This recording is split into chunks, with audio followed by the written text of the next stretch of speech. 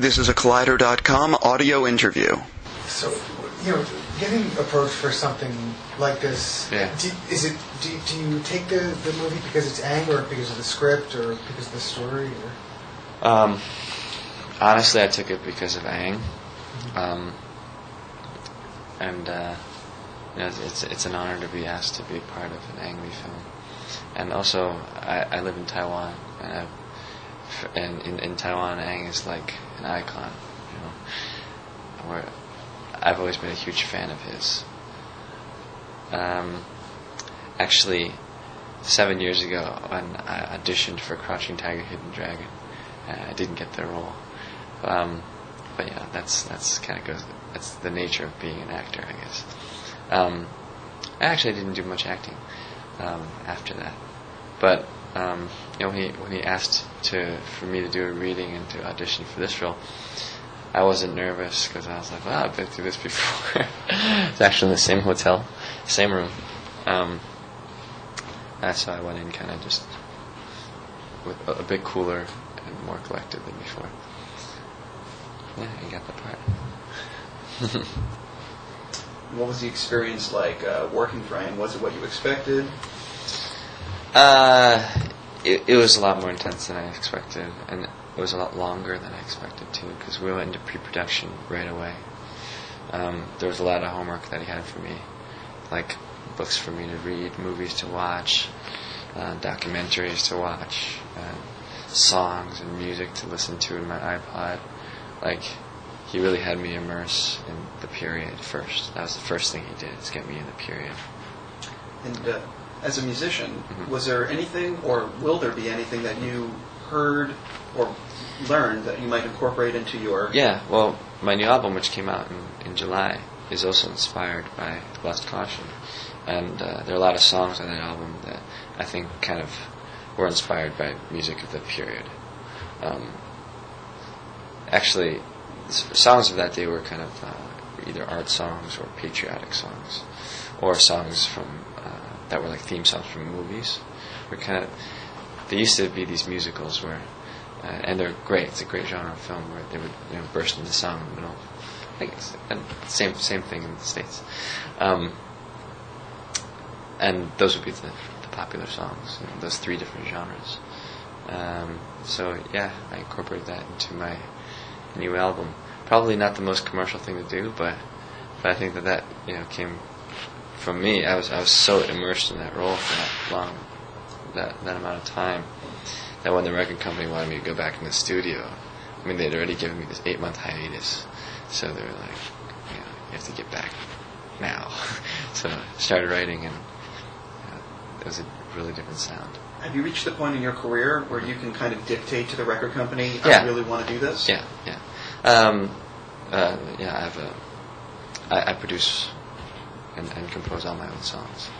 So it's basically I hand in the master, and then the marketing starts from there, on their end. So I have a lot of freedom. Pretty lucky in that aspect. And with your newfound friendship with Ang, is there any chance of getting him to maybe direct a video? I haven't asked him, because the whole time we've been so focused on this movie, and it's been like such a commitment for all of us, psychologically and emotionally, and time-wise, physically. I haven't asked him. Is there anything about your character that you related to, or put yourself in there? Or? Yeah. Oh, sorry. But I did shoot a music video with Rodrigo Prieto, the cinematographer. Yeah. So on my new album. Yeah. With him as a director, or with him just as a cinematographer? Yeah, I directed. So how was that like? It's great. He's such a sweet guy. He really helped on the shoot too. I hope everyone mentions him. Is this the radio? Yeah. We'll print online, but okay. So you communicate. Yeah, I mean, he won the best cinematographer in Venice. Right. He's so brilliant. And he did Brokeback Mountain and 8 Mile and Bandle and all those Iñárritu movies. It's just amazing. So was it kind of, how was the collaboration like between you and Rodrigo? Well, we're like friends. Yeah, he's like such a warm guy, and he was always able to keep his spirits up. I mean, even though everyone was like wartime, like, you know, feeling just so depressed all the time on the shoot, and really at their at the end of the rope, I feel. But Rodrigo was always, I think he's very, very professional, and he just loves his job. He loves cinematography. So did you shoot it in LA, in China, or? Oh, I shot it in LA. Yeah. Now, were you familiar with Eileen Chang and her work, and were you like a little familiar, but not like you know, into the cult thing. Like, but she's amazing. Yeah. Now I realize. You know, now I'm much more into her. But I think from the outset, it was an adaptation, but I think it was kind of a. Ang says it was a departure from the short story. It wasn't like we were trying to follow it word for word. Yeah. So it was kind of like a departure, but not the destination. Did you relate to your character at all? Did you see sorry. Yeah, no problem. Yeah, I did, and I think also that's why Ang cast me in this role, because he sees me in the music world kind of being like a Kwang Min type of a figure, where I'm kind of like a student leader. He actually came to my concert, and it's like, this is the first pop concert I've ever been to in my life, Leehom. And he was like sitting there with all these like teenage kids. But I think he was learning about, you know, what I do, and I think he was also kind of studying my presence and the way I move and things like that. He's always doing that. What do you like about the time period? The time period of his movie. Yeah. What was it about that time period which appealed to you? Well, it's a time period that was so crucial in Chinese history, and it's kind of I was kind of ignorant to it, I think, in the past. The Second Sino-Japanese War, I didn't really realize how much 8 years can influence, you know, generations and generations and generations. Like my grandparents, it's still difficult for them to talk about that period of time. Like my grandmother, she also fled with the school, just like my character. But she fled, and the Japanese invaded her town, murdered her parents and her brothers and sisters, and so ever since she was like a teenager, she was on her own. And I'm very close with my grandmother, and she lives in Taiwan. So, you know, even to this day, it's really difficult for her to talk about that. She seen the movie? I'm afraid to let her see it. I'm afraid to let her see it. What was her reaction when she found out that you were going to be shooting it? Well, she's happy, you know, that I can get closer to that period of history and kind of understand it. You know, and I don't have any anti-Japanese sentiments or anything like that, but she does, and I never understood that. You know, I always felt like, I guess that's the naivety of youth, but I just feel like, you know, this is such a long time ago, 70 years ago, and you know, you'd think you could get over something like that, but I think it kind of just lasts a whole lifetime. Yeah. So what's it been like traveling the world promoting a movie rather than music? I'm realizing the power of subtitles. Can take you all over the world. Also the subject matter, but yeah, it's amazing that, like, even in Venice for an Italian audience, or I just came back from Taiwan, and I'm looking forward to seeing what the reaction will be from LA. Do you want to pursue your acting career? Yeah, I do. I hadn't thought about it so much before this movie, but Ang let me get a whiff of the addictive drug. Yeah. And I would imagine in Asia it's hard for you to be anonymous. Mhm. And I would imagine perhaps in the United States it's a little easier. So, Yeah, it's easy. Yeah. so what's it like for you to be able to walk around and I'm not sure. I love it. I love being anonymous. I think it's a real luxury that people take for granted. Yeah. When I come back to the States, though, I go nuts. Can you give us an idea of how hard it is for you to walk in the streets of anywhere in Asia? Well, it's not. It's not hard. I mean, I don't go to like crowded places. You know. I think there's always like this mob mentality.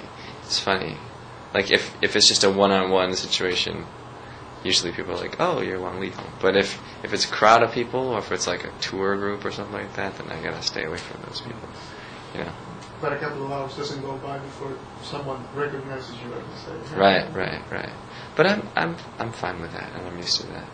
It was hard sometimes during the shoot though, because I was like in character, and something maybe in a very emotionally difficult place, and like people would run up to me asking for autographs, and you know that was hard. But after a while, the security and stuff, I think they got that down.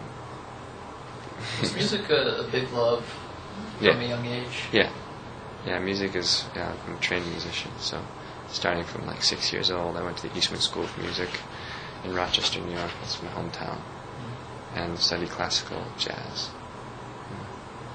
So you live in Taiwan most of the year? No, you mean now? Yeah, do you spend most of your time in Taiwan? Yeah, Or you- now I do. What's the appeal of living there? What attracts you to it? It's like my home now. I don't know. I just feel the people there are warm, and there's a sense of community there. Like it's not a huge city, but it's metropolitan, and I'm inspired there. I think that's another thing that's kept me there, and I've done 12 albums in Chinese and in Mandarin. And I always feel like I'm itching to do my next one. Yeah. Was there any concern from the record company about you being involved with this project, especially with the sexual nature of the material? No, there wasn't. The only concern was that I wouldn't get an album out on time to make their What kind of fiscal reception dates. you get from the sort of like trip you've made from here to there? Yeah, it's real far. It's far. Definitely no place that I ever would have gone in my life, you know, had it not been for this movie. I mean, like getting into a time machine and going into a different world. But I really appreciate that world because it was a real world too, and there's a lot to be learned from the history and living it. I mean, it's such a unique experience, and it is a long distance to travel, you know, mentally from a New York born Chinese to a 30s college student in China. It's like in a different planet, right? Because you're New York born, Right. started in China, Right. in China. But there's something in me that felt like it was kind of in my roots too, and it was in my blood too. Yeah. Especially like my grandfather and I. And my grandfather was a spy as well, like my character. And my grandmother was doing those plays, those patriotic plays, just like Wang Jiaji's character. It's a pretty freaky coincidence, but I hear that was like the cool thing to do back then. Is there any thoughts to doing, and perhaps you have, and I'm sorry, for any English language? I've done very little. I've done some collaborations with like Tony Bennett, so I do it with him, and Kenny G, do it with him. I'm sure there's more. Lots of artists in different languages, in Japanese. I've released a couple albums in Japanese as well. I don't know. English is something that I've shied away from. I think kind of deliberately. Like I said, I've always been really inspired with Chinese, and I've always been aware of, as an artist, you can always learn. A teacher can teach you the skills, or the technique, or the theory in music, but no one can ever teach you what you want to say as an artist. I always thought that was the most valuable thing. And what do you think of, as there's debates about immigration and things like that in the United States, there's always this question about trying to assimilate into the culture. Yeah. And you express yourself actually going away from your culture. Yeah. What's your It's thought on interesting that? going against the current. Well, as an American-born Chinese, I feel like you're a minority wherever you go now. You're a minority in the U.S. When you go back to Asia, you're a minority still because you have a very different background. I mean, people can actually. When I first went back to Taiwan, people could pick me out of a crowd and say, "He's not from here." Yeah. I mean, before I even said a word. So. Growing up in the States, I also felt like the need to assimilate, and why can't I just be like everyone else?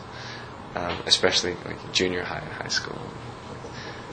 But now I realize that those growing pains were actually valuable, and going back to learn about my roots have made me more proud of who I am.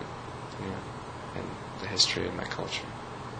Is there a marked difference between, on set while he's involved in making the movie and offset? Yeah, there's a difference. When he's directing a movie, he goes into omniscient mode. So he goes into multitasking. It's amazing. He's got like eyes in the back of his head, and he never takes any notes. I never saw him write anything down. He never has a pad or a pen or anything like that. Like, everything's in his head. There's no shot list. It's like everything's spontaneous. It's amazing.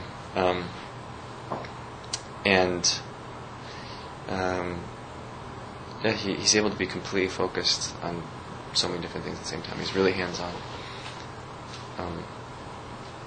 But I think he's very different in like everyday life. And he's like, I don't even know how to use a credit card. There's things that he finds very difficult that most people find easy. Yeah. Right. That's probably what makes him a great filmmaker. Yeah. With Paul Rodrigo, no shot. Yeah, but they talk about it every time. Like at the beginning of the day, the first thing they do is they say, Ang will say, okay, well, let's start here, and go here, and then they just do it on the fly. Yeah. Yeah. Thank you. Okay. Thank you so much. Thank you.